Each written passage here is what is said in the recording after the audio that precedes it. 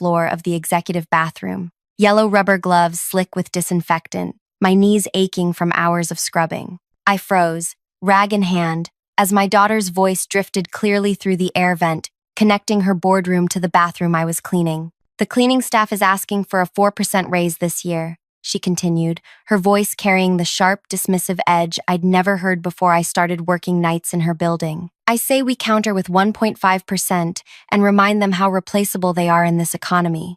Laughter rippled through the room. Men and women in suits that cost more than I made in a month, finding humor in keeping people like me desperate. Like me, the woman who had once cradled her through fevers, who had worked 3 jobs to put her through college, who had gone hungry some nights so she could have new shoes for school. That woman now scrubbed toilets, 17 floors below her corner office. Invisible. Besides, my daughter added, most of them barely speak English. They should be grateful we provide jobs at all. I closed my eyes, the chemical smell of bleach burning my nostrils as something far more caustic burned in my chest. 25 years of sacrifices crystallized into this moment. My brilliant, beautiful daughter, the CEO I had raised alone, speaking about people like me as if we were machinery requiring minimal maintenance. People like me, her mother, who she believed was an executive assistant at another firm, who she called each month to boast about her accomplishments while I pretended my fictitious career was thriving.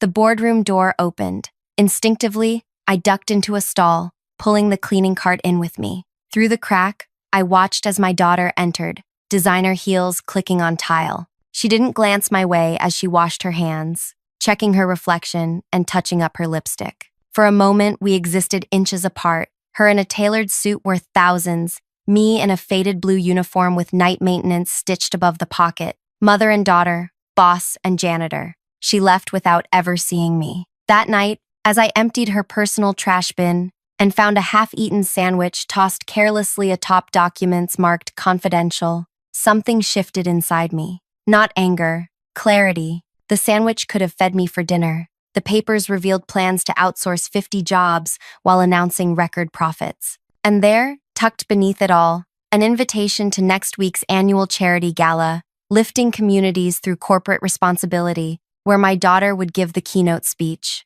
I stared at my reflection in her office window, the nighttime city sparkling below, and for the first time in 25 years, I saw myself clearly. Not just a mother who had sacrificed everything, a woman who had become invisible to her own creation, and I knew exactly what I needed to do. Hey, if you're connecting with this story so far, you know how it feels when someone you've given everything to doesn't see your worth. Hit like if you've ever been underestimated or made invisible, and subscribe to join me on this journey of standing up for ourselves. Let me know in the comments if you've ever had to confront someone who forgot where they came from. Now, let's get back to how this all began. My name is Amelia, though most people at work call me Miss A or just ma'am. I'm 61 with hands rough from cleaning products and a back that aches when it rains. I have one daughter, Petra, who believes I work as an executive assistant making $6,000 a month at a rival financial firm.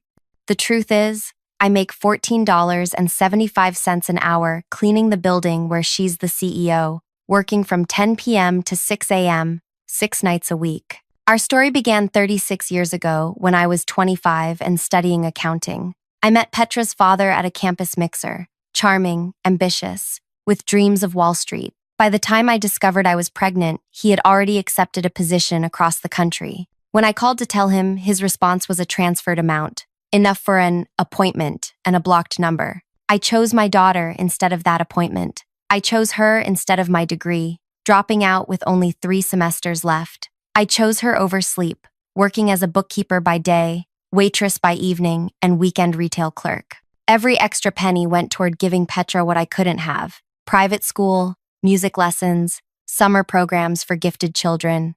She was brilliant from the start. At 8, she created a business selling friendship bracelets to classmates, tracking profits in a little notebook. At 12, she won the state mathematics competition. At 16, she earned a full scholarship to an Ivy League school, where she studied finance and graduated summa cum laude. I beamed from the audience at her graduation, wearing a dress I'd saved 6 months to buy, hiding the exhaustion of working 60-hour weeks. "I did it, Mom," she said, hugging me tight. "Everything you sacrificed was worth it." Her rise through the corporate world was meteoric.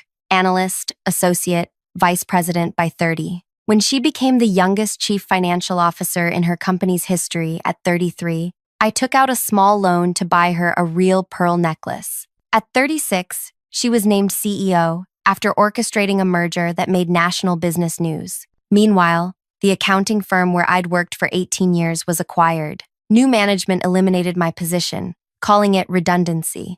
At 59, with an unfinished degree and no certifications, I sent out 147 applications. I received 12 responses, 3 interviews, and 0 offers. Except one, night janitor at the downtown high-rise where, ironically, my daughter's company occupied the top 3 floors. The lie began small. I've been offered an executive assistant position, I told Petra over our monthly dinner. Her relief was palpable. Her mother wouldn't be one of those pitiful older women grappling with unemployment. The fabrication grew with each dinner. Fictional colleagues, imaginary office politics, made-up projects.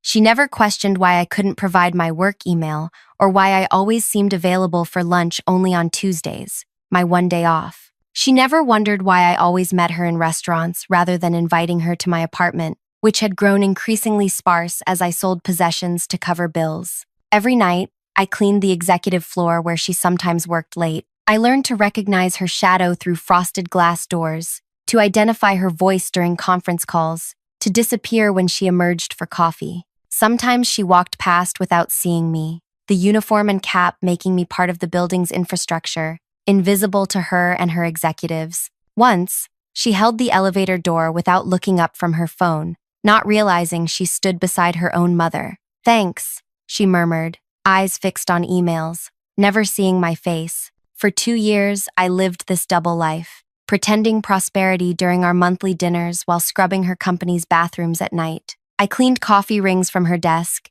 emptied her trash, wiped fingerprints from her awards. I knew which takeout she preferred on late nights, which shade of lipstick she wore on client meeting days, which desk drawer held her emergency chocolate. I knew her as only a mother or a servant can, intimately, invisibly. The night I overheard her through the vent changed everything. Her words about the cleaning staff, about me, revealed a truth I had been hiding from. My daughter had become someone who believed her success was entirely self-made, who had forgotten the shoulders she stood upon. The next day, instead of sleeping, I visited the bank. My savings account held $4,126, accumulated pennies from 18 years of tucked-away tips and birthday checks I'd never cashed. I withdrew it all. Next, I visited a small boutique I could never afford. The saleswoman looked dubious until I explained what I needed and why. Her expression softened. "My mother cleaned houses to put me through school," she said, helping me select a simple black dress that made me look dignified rather than desperate.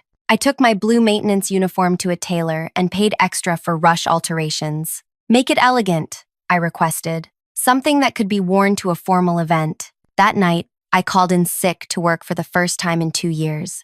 Instead of donning my uniform, I spent hours practicing what I would say, how I would stand, how I would finally make myself visible. The charity gala was scheduled for 7 p.m. the following evening, a black tie event in the main lobby of my daughter's company, where donors would pledge thousands while enjoying champagne and applauding corporate responsibility. My shift was to begin at 10 p.m., hours after the event, but I had other plans. I arrived at 6:45, wearing the black dress, my hair styled simply but elegantly, minimal makeup, highlighting eyes that matched my daughter's exactly. Security didn't recognize me without my uniform. They checked my ID against the building employment roster and waved me through with the disinterest reserved for service staff. I rode the elevator up, my heart pounding with each ascending floor. In my bag, my altered uniform, my resignation letter, and 25 years of invisible sacrifice. The elevator doors opened to reveal the transformed lobby. Crystal chandeliers cast golden light over silk-draped tables. Well-dressed donors mingled while servers circulated with champagne.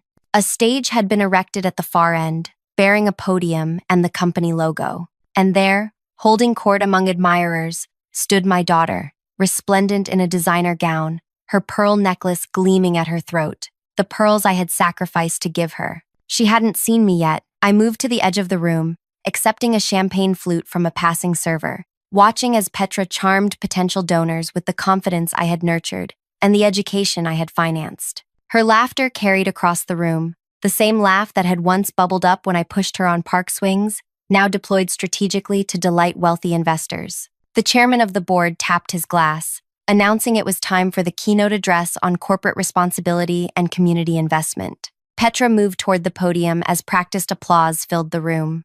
I set down my untouched champagne and stepped forward. The room hushed as Petra took her place at the podium. Lights dimmed slightly, highlighting her as she arranged her notes with manicured fingers. I stood motionless among the crowd, a ghost in black against the glittering backdrop of wealth. "Good evening, distinguished guests," she began, her voice smooth as polished stone. "Tonight, we celebrate not just corporate success, but corporate heart." My fingers tightened around my purse strap as memories flashed unbidden. Petra at 7, refusing to let me help with homework because "I can do it myself, Mom." Petra at 16, brushing off my advice about college applications with "Things work differently now than in your day." Petra at 25, gently suggesting I update my outdated wardrobe before meeting her colleagues. Each small rejection, each gentle dismissal, moments when my daughter had been slowly erasing me from her narrative. Our new initiative, Lifting Communities,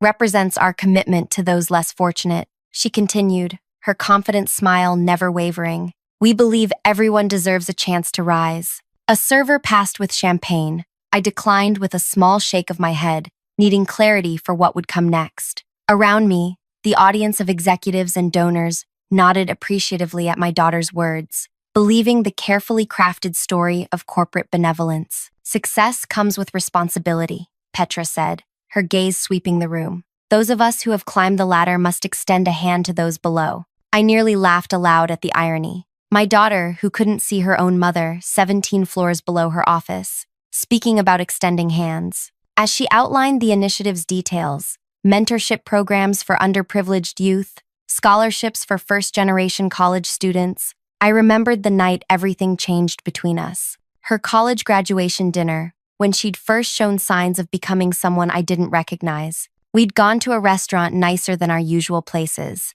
a celebration splurge. When the server brought our drinks, he spilled water on the table. I quickly used my napkin to help clean up, an instinctive gesture from years of service work. "Mom," Petra had whispered, mortified, "don't do that. It's his job."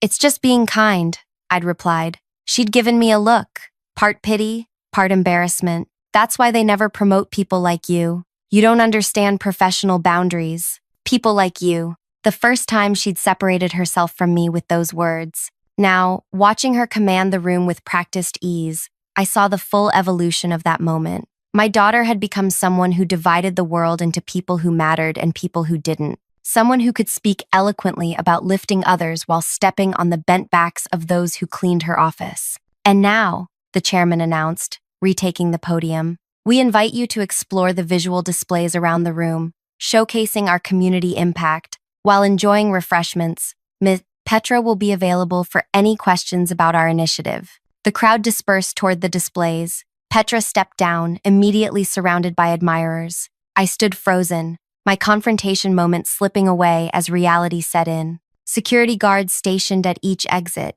important clients clustering around my daughter, the careful choreography of wealth and power that had no space for a cleaning woman's truth. What had I expected? That I would dramatically reveal myself and she would crumble with remorse? That the wealthy donors would gasp in collective shock and demand justice for the invisible workers? I clutched my purse tighter, feeling the altered uniform inside. My grand gesture suddenly seemed naive, pathetic even. A tall man approached Petra, leaning close to whisper something that made her laugh. I recognized him as Wade, her company's new marketing director, mentioned during our last dinner as brilliant and exactly what the company needs. The way she tilted her head, the slight touch of her hand on his arm, I knew that look. My daughter was romantically interested in this man. I stepped back, finding a quiet corner to regroup.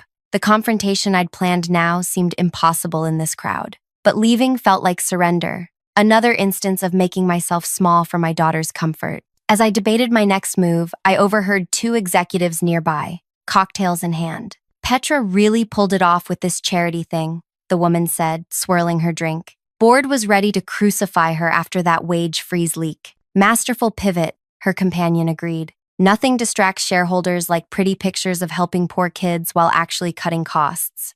Between us, most of the money for this initiative is just reallocation from the Employee Benefit Fund. Genius. Really. They moved away, unaware I had heard every word. The revelation shouldn't have surprised me, yet somehow it still stung. My daughter wasn't just ignoring the struggles of workers like me. She was actively redirecting their benefits to fund a PR campaign. I watched as Petra worked the room, moving from group to group with Wade close behind. They stopped at a display featuring large photos of smiling children from community programs. Below the photos, elegant text described how the company was changing lives through opportunity. An idea formed, not the confrontation I had planned, but perhaps something more fitting. I slipped into the ladies' room and changed quickly, emerging in my altered uniform, now a tailored blue jacket with the company maintenance logo prominently displayed. The tailor had worked magic, transforming the shapeless uniform into something that commanded attention while clearly identifying what I was: a cleaning woman, a night janitor, the invisible workforce that kept this building, this company, this illusion of success running smoothly. I approached a server and took a champagne flute, then made my way toward the largest cluster of people, investors gathered around my daughter and Wade. The beauty of this initiative, Petra was explaining, is how it aligns with our core values of dignity and opportunity for all. I stepped into the circle, directly into her line of sight. Our eyes met across the small gathering.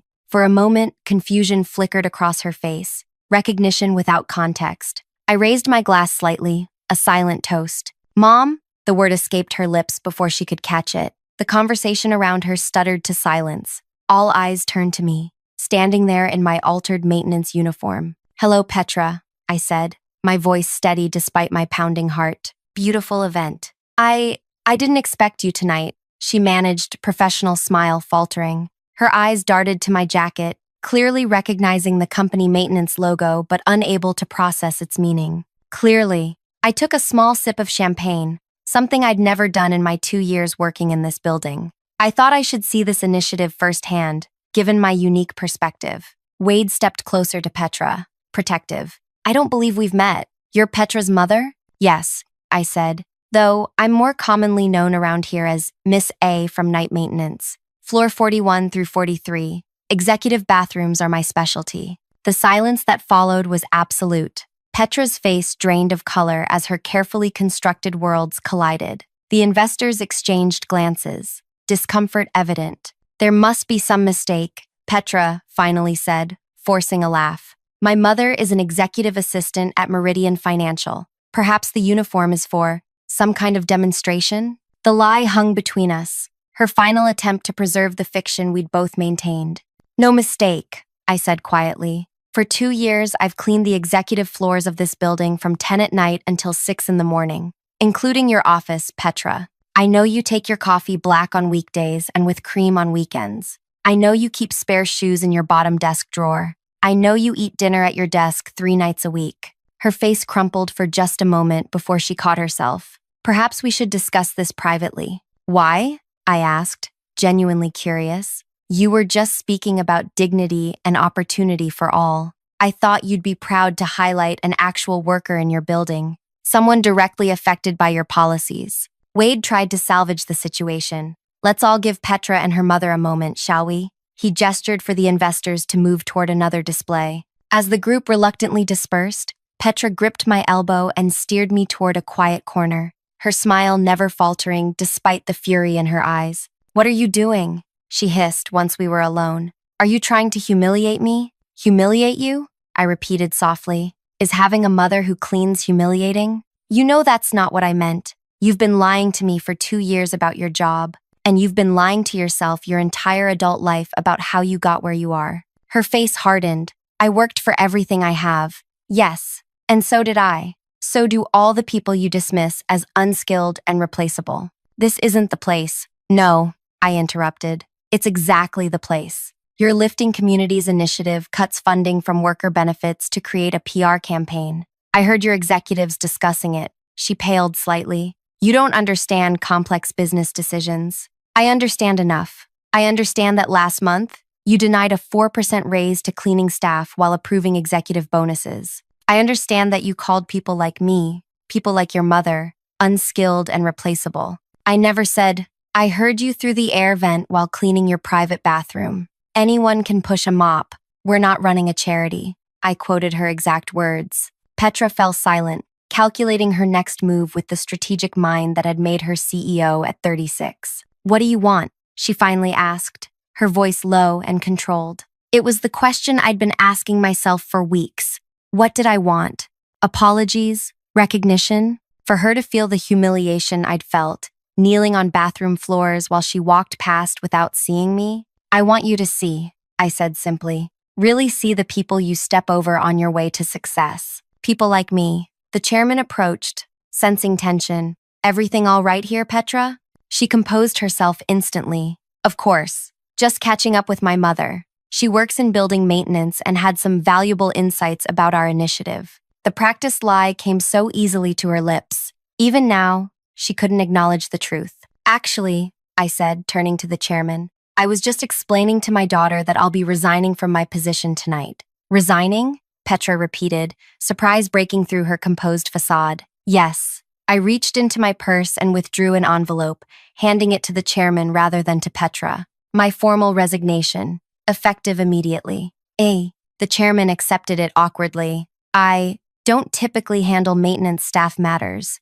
but I'll see this reaches the proper department. Thank you, I said. And while I have your attention, you might want to know that the cleaning staff is planning to unionize next month. Just a little insider information from someone invisible enough to hear things not meant for executive ears. His expression shifted from confusion to concern. I appreciate the insight. Mom? Petra's voice held a warning. You're making a scene. No, Petra. For the first time in years, I'm refusing to be invisible. I turned back to the chairman. Did you know that the executive bathrooms are cleaned by a 61-year-old woman with arthritis? That she makes $14.75 an hour without benefits? That she's the mother of your CEO? The chairman's eyes widened, darting between us, finally seeing the resemblance. I believe the program tonight is about corporate responsibility, I continued. Perhaps that should begin with how you treat the people already working in your building. With that, I turned and walked away, leaving Petra and the chairman standing in stunned silence. I felt eyes following me, executives, donors, servers, as I moved through the crowd toward the exit. I had imagined this confrontation for weeks, pictured Petra's remorse, fantasized about dramatic revelations. The reality was more subdued but somehow more powerful. I hadn't exposed her completely, hadn't created the scene that would have destroyed her professionally. Instead, I had cracked the foundation of her carefully constructed image, with her chairman, and most importantly, with myself. As I reached the door, I heard quick footsteps behind me. Mom, wait. Petra's voice, stripped of its professional polish, sounded suddenly young. I paused, hand on the door, not turning around. You can't just leave like this, she said, her voice low enough that only I could hear. What am I supposed to tell people? I turned slowly to face my daughter, my brilliant, ambitious, flawed creation. Tell them the truth, Petra. Her eyes, so like mine, filled with something complex. Anger, fear, and beneath it all, a recognition she wasn't ready to acknowledge. Where will you go? She asked. I smiled slightly. You know, for 2 years you never once asked where I lived or how I survived on what you believed was an executive assistant's salary. Why start caring now? The words landed like a slap. She flinched, mask slipping to reveal genuine hurt. Because you're my mother, she whispered. Yes, I agreed. I am. I always have been, even when you couldn't see me. I pushed the door open, stepping into the cool evening air, the weight of 25 years of invisible sacrifice, lifting from my shoulders with each step away from the building. Behind me, Petra called my name once more, but for the first time in her life, I didn't turn back. The night spread before me, full of possibility and a strange, uncharted freedom. I had no job, dwindling savings, and an uncertain future. But I had something I'd lost long ago: visibility, to my daughter, to myself, and to whatever came next. What came next, however, was something neither of us could have predicted. I walked 6 blocks before my legs began to shake. The adrenaline that had carried me through the confrontation drained away, leaving me exhausted on a bus stop bench at nearly 9 in the evening. Reality crashed over me like a wave. I had just quit my only source of income. My rent was due in 10 days. I had $4,126 to my name, minus what I'd spent on the dress and alterations. My phone vibrated in my purse. Petra's name flashed on the screen. I let it ring until voicemail picked up. Then, again, and again. After the fifth call, I finally answered. "Where are you?" Her voice sounded tight, controlled. "Does it matter?" I asked. "Of course it matters. You can't just—" She paused, and I heard muffled voices in the background. "I need to finish here. Don't go anywhere. We need to talk." "We've had 2 years to talk, Petra. This isn't fair," she said, her voice dropping. "You lied to me about your job, and you lied to yourself about who makes your success possible." She was silent for a moment. "Just tell me where you're staying tonight. Please." The genuine concern in her voice nearly broke me. "I have a place," I said, not mentioning that my place was a one-room apartment in a building with unreliable heat and a shared bathroom down the hall. "I'll come to you after this wraps up. Text me the address." "No," I said firmly. "I need time, Petra." "Mom, goodbye." I ended the call and turned off my phone. The bus arrived, and I boarded without a clear destination in mind. I just needed to move, to put distance between myself and the building where I'd spent 2 years of nights being invisible. Eventually, I found myself at an all-night diner where the waitress called everyone honey and didn't ask questions when I ordered only coffee. I sat in a corner booth until nearly midnight, watching people come and go, planning my next steps. By morning, I had decided I would use my savings to rent a small room in a different part of the city. I would find another job, not cleaning, not at night. I would rebuild my life without the fiction of success or the comfort of my daughter's occasional attention. I spent 3 days avoiding Petra's calls and messages, which grew increasingly desperate. On the 4th day, I turned my phone back on to find 17 missed calls and a series of texts ranging from angry, "This is childish," to pleading, "Please just let me know you're safe." Finally, I responded with a simple message. "I'm fine. Need time." Her reply came instantly. "Where are you staying?" "I've been to your old apartment. Landlord said you moved out." I hadn't planned to tell her that I'd been forced to leave my apartment months ago when the rent increased beyond what I could afford on my janitor's salary. That I'd been subletting a room from another cleaning woman, sleeping on a fold-out couch while maintaining the fiction of comfortable independence during our monthly dinners. "I have accommodations," I wrote back. Technically true, as I'd paid for a week at a budget motel while searching for something more permanent. "We need to talk in person," she insisted. Part of me wanted to see her, to continue the conversation we'd started at the gala. But another part, the part that had endured years of growing invisibility, knew it was too soon. I needed to establish myself first, to meet her as equals rather than as a mother in need. "Not yet," I replied. The next morning, as I scanned job listings at the public library, an email notification appeared on my phone. The subject line read, "Director of Workforce Ethics Position, Interview Request." I opened it with confusion. I hadn't applied for such a position. "Dear Ms. Amelia," it read, "your resume was forwarded to us by a member of our board who believes your unique perspective would be valuable to our organization. We would like to interview you for our newly created Director of Workforce Ethics position." The company name sent a jolt through me, Petra's largest competitor. I stared at the email in disbelief. I hadn't submitted a resume. I had no qualifications for a director-level position. It had to be a mistake, or not a mistake at all. I called the number listed. A polite receptionist confirmed the interview request was genuine. When I asked who had forwarded my resume, she checked her notes. "A Mr. Wade Jensen recommended you," she said. "He joined our board last week." Wade, the marketing director who had stood beside Petra at the gala, the man she was interested in. I ended the call, mind racing. Why would Wade, who had witnessed my confrontation with Petra, recommend me to her competitor? Was this a trick, a trap, or something else entirely? 2 hours later, my phone rang with an unknown number. "Amelia? This is Wade Jensen. I believe my assistant reached out about an interview." "She did," I said cautiously, "though I'm confused about why." He chuckled softly. "Your performance at the gala made quite an impression, not just on me, but on several board members from Sterling Financial who were in attendance." "Sterling Financial," I repeated. "Petra's competitor." "Yes, I should explain. I was never actually employed by your daughter's company. I was there as a consultant, evaluating their corporate culture for Sterling. We've been concerned about their labor practices for some time. My mind struggled to process this information. So you were, what? A spy? Corporate consultant, he corrected smoothly, hired to assess a potential acquisition target. What I found, and what you confirmed, was a company with serious ethical issues regarding their treatment of workers. And now you want to interview me for a director position? I have no qualifications. You have the most important qualification, lived experience. Sterling is creating this position specifically to address the blind spots that companies like your daughters exploit.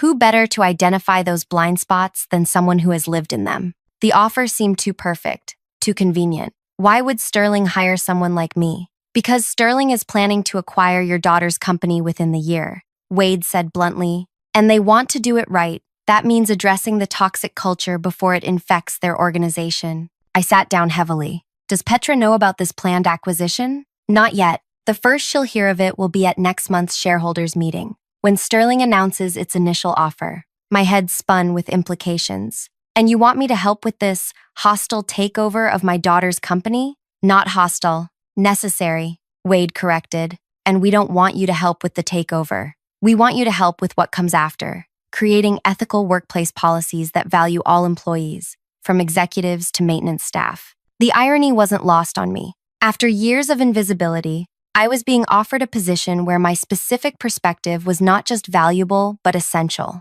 Think about it, Wade said. The interview is scheduled for Thursday at 10 a.m. Whether you decide to join us or not, your insights at the gala made a difference. Things are already changing at your daughter's company. Emergency board meetings, reviews of compensation policies, quite a bit of damage control. After we hung up, I sat motionless, considering paths forward. The director position would be life-changing. Financial stability, meaningful work, validation of my worth, but it would come at the cost of helping dismantle my daughter's achievement. Could I do that to her, after everything I'd sacrificed to help her succeed? The next day, I received another email, this one from the chairman of Petra's company. The subject line read simply, meeting request. The message was brief and formal, inviting me to discuss mutual concerns at his office. No mention of Petra, no acknowledgement of my former position as a janitor. Just a request for a meeting, as if I were any other business contact. I replied, accepting the meeting, curiosity overriding caution. When I arrived at the building I'd cleaned for 2 years, the security guard who had never once looked at my face greeted me by name and escorted me to the executive elevator, a space I had only entered before while pushing a cleaning cart. The chairman's assistant offered me coffee in a real mug, not the styrofoam cups provided in the maintenance break room. These small acknowledgments of humanity, being seen, being offered basic courtesies, highlighted how completely I had been overlooked before. The chairman rose when I entered, extending his hand. Miss Amelia, thank you for coming. It's just Amelia, I said, taking a seat across from him. He nodded, looking uncomfortable. I'll be direct. Your comments at the gala have caused significant reconsideration within our organization. Several board members were troubled by what you revealed about our labor practices. I only spoke the truth. Yes, well, truth can be uncomfortable. He shifted in his leather chair. We've initiated a comprehensive review of our compensation structures, particularly for support staff. I waited, saying nothing. Additionally, he continued, we've become aware of interest from Sterling Financial in acquiring a significant stake in our company. So Wade had been telling the truth. I've heard rumors, I said carefully. Given these circumstances, we find ourselves in need of guidance. Someone who understands both sides of our organization, the executive vision and the worker experience. He leaned forward. We'd like to offer you a position as special advisor on workforce relations, reporting directly to the board. The offer was so unexpected, I almost laughed. You want to hire the janitor who embarrassed your CEO at a charity gala? We want to hire the woman who had the courage to speak truth to power, who understands our blind spots, and who happens to have a unique connection to our company leadership.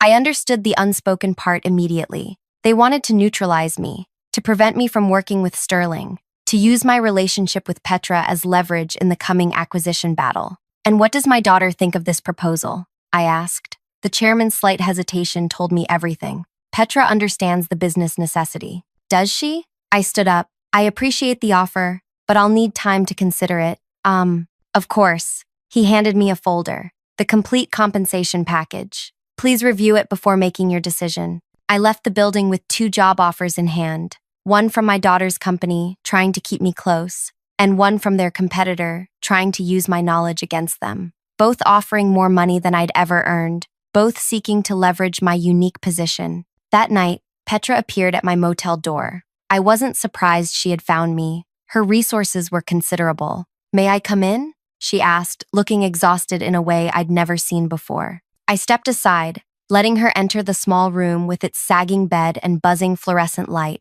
"You've been living like this?" she asked, looking around. "Only recently," I said. "Before, it was worse." She flinched. "Why didn't you tell me? Would you have wanted to know? Really?" She sat on the edge of the bed, suddenly looking very young. "The chairman offered you a position." "Yes, and Sterling Financial has as well. Wade told me everything." I raised an eyebrow. "Everything?" "That he was evaluating us for acquisition. That they created a position specifically for you." She met my eyes directly. "That you have the power to influence whether they proceed aggressively or collaboratively." "I'm just a janitor, Petra. Or I was." "No," she said quietly. "You're the woman who raised me to be better than I've been. The woman who sacrificed everything so I could succeed." She took a deep breath. "And now you're the woman who could help destroy everything I've built, or help me transform it into something worthy of your sacrifices. And is that why you're here? To convince me not to work with Sterling? I'm here because you're my mother." Her voice cracked slightly. "And because I've been trying to figure out how I became someone who could walk past her own mother without seeing her. For the first time in years, I saw genuine vulnerability in my daughter's eyes. Not calculation, not performance, just raw emotion. I've spent the past week reviewing every policy I've implemented," she continued. "Every decision I've made about worker compensation. And I realized something terrifying. I've become exactly the kind of executive I used to despise when I was younger." "People change," I said. "Yes, but they can change back." She straightened her shoulders. "I've called an emergency board meeting for tomorrow. I'm proposing a complete restructuring of our compensation system. Living wages for all employees, comprehensive benefits, advancement opportunities for support staff. Because you're afraid of Sterling's acquisition?" "Because it's right," she said firmly. "And yes, also because it makes business sense in light of the acquisition threat. But mostly because I can't bear to be the person you saw at that gala. Someone who couldn't see the humanity in the people who make her success possible." I wanted to believe her. After years of increasing distance, I desperately wanted to believe my daughter could change. "What do you want from me, Petra?" "I want you to come work with me. Not for me, with me. Not as a janitor or as the chairman's token advisor, but as my partner in transforming the company." She reached for my hand. "I need your perspective, your honesty, your visibility."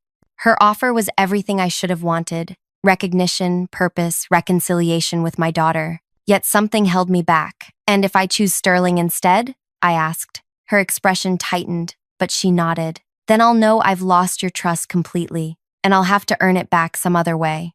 After she left, I sat awake all night, weighing options, examining motivations, considering the path that would bring not just personal benefit, but actual change. By morning, I had made my decision. I called Wade first, then the chairman, declining both offers. Finally, I called my daughter. "I'm not taking either position," I told her. "Mom, instead, I've accepted a different opportunity." I took a deep breath. Sterling has agreed to fund a new independent organization, the Visibility Initiative. We'll audit companies for ethical labor practices and provide certification that consumers and investors can trust. "You're creating a watchdog organization?" Petra sounded surprised. "Yes, and your company will be our first audit subject." Silence stretched between us. Then, quietly, "When do you start?" "Next week. Our team will need complete access to your company records, policies, and staff at all levels." "You'll have it," she promised. "Complete transparency." "Good. Because here's what you should know, Petra. I'm going to be fair but absolutely uncompromising. If your proposed changes are genuine, we'll certify them. If they're window dressing, we'll expose that." "I understand. And one more thing," I added. "The initiative's first published report will include my full story. How your CEO mother worked as a night janitor in your building for 2 years while you denied raises to cleaning staff. How I emptied your trash while you claimed self-made success. Her sharp intake of breath told me she understood the implications. Such a story would follow her career forever, changing how every colleague, employee, and business partner saw her.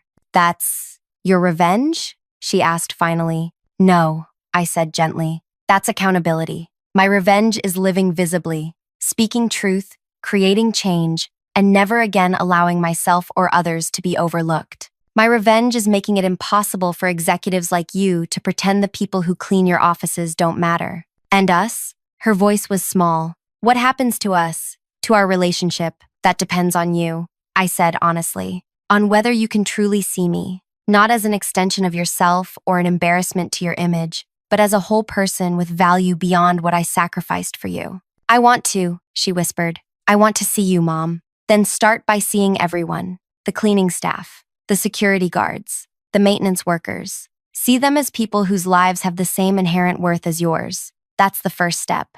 2 months later, the Visibility Initiative published its first report. Petra's company received conditional certification, acknowledging significant policy improvements while identifying areas still requiring change. The report included my full story, which was picked up by national news outlets and sparked conversations about invisible labor across the country. Sterling's acquisition offer proceeded, but as a partnership rather than a takeover, with Petra remaining in leadership under a new structure that included worker representatives on the board. As for my daughter and me, we're rebuilding slowly. We meet for coffee every week, not in restaurants where she can maintain appearances, but in my new apartment where reality can't be hidden.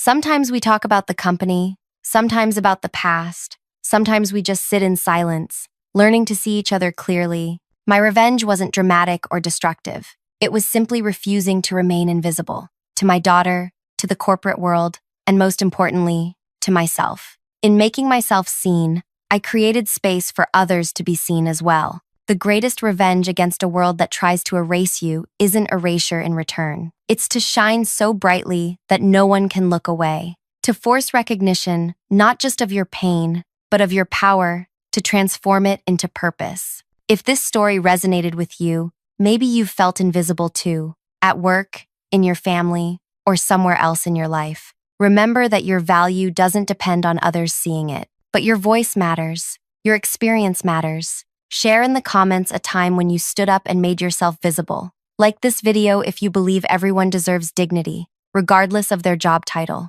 And subscribe for more stories about finding strength in unexpected places. Remember, sometimes the most powerful thing you can do isn't getting revenge. It's simply refusing to disappear.